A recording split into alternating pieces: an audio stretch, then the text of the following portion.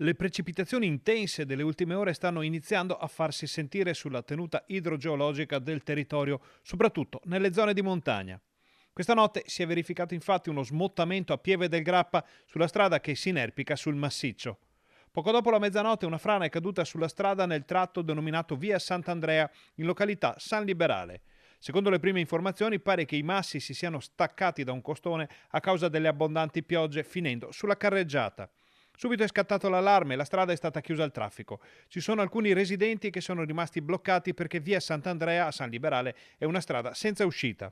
I locali della zona erano invece chiusi e quindi non ci sono stati problemi per eventuali ospiti o per il personale. Non si segnalano feriti, sul posto sono arrivati i carabinieri della stazione di Pieve del Grappa. Nel corso della mattinata anche il sindaco Annalisa Rampin è salita in San Liberale per verificare la situazione assieme a un geologo.